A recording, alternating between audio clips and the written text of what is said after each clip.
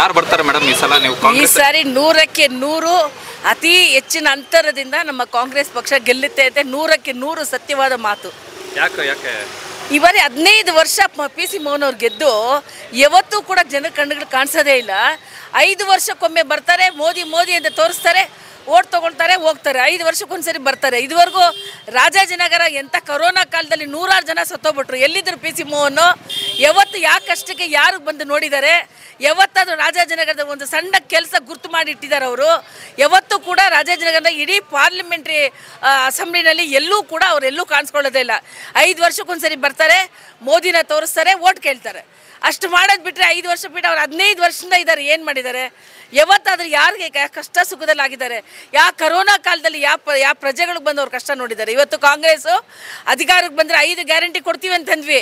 ಲಕ್ಷಾಂತರ ಮಹಿಳೆಯರು, 1,60,00,000 ಮಹಿಳೆಯರು. PC ಮೋಹನ್ ಈ ಕ್ಷೇತ್ರದಲ್ಲಿ ಏನು ಕೆಲಸನೇ ಮಾಡಿಲ್ಲ ಅಂತನಾ? ಖಂಡಿತ 15 ವರ್ಷ ಗೆದ್ದಿದ್ದಾರಲ್ಲ ಅವರು.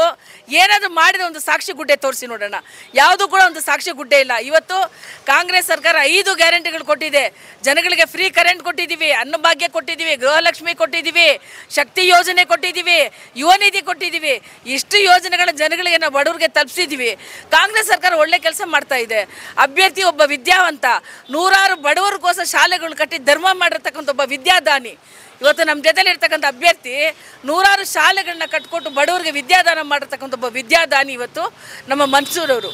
ಸೊ ಹಾಗಾಗಿ ಇಂಥ ಒಬ್ಬ ಸಭ್ಯ ವ್ಯಕ್ತಿ, ಸಜ್ಜನಿಕೆ ವ್ಯಕ್ತಿ ಇವತ್ತು ಬೇಕು ನಮಗೆ ಸೆಂಟ್ರಲ್ ಪಾರ್ಲಿಮೆಂಟ್ರಿಗೆ. ಬೆಂಗಳೂರು ಹಾರ್ಟ್ ಆಫ್ ದ ಸಿಟಿನಲ್ಲಿದೆ. ಬೆಂಗಳೂರು ಸೆಂಟ್ರಲ್ ಪಾರ್ಲಿಮೆಂಟ್ರಿ ಅಂತ ಹಾರ್ಟ್ ಆಫ್ ದ ಸಿಟಿನಲ್ಲಿ ಇರ್ತಕ್ಕಂಥದ್ದು ಬೆಂಗಳೂರು ಕೇಂದ್ರ. ಇದರಲ್ಲಿ ಬೆಂಗಳೂರು ಬಗ್ಗೆ ಮಾತನಾಡೋದು ಒಬ್ಬ ವ್ಯಕ್ತಿ ನಮಗೆ ಪಾರ್ಲಿಮೆಂಟಲ್ಲಿ ಬೇಕು. ಆ ವ್ಯಕ್ತಿ ಸೂಕ್ತ ವ್ಯಕ್ತಿ, ಒಬ್ಬ ವಿದ್ಯಾವಂತ ಯುವ ನಾಯಕ ಸನ್ಮಾನಿಸಿ ಮನ್ಸೂರ್ ಅವರು. ಅವ್ರು ಗೆದ್ದೇ ಗೆಲ್ತಾರೆ, 100ಕ್ಕೆ 100 ಸತ್ಯ.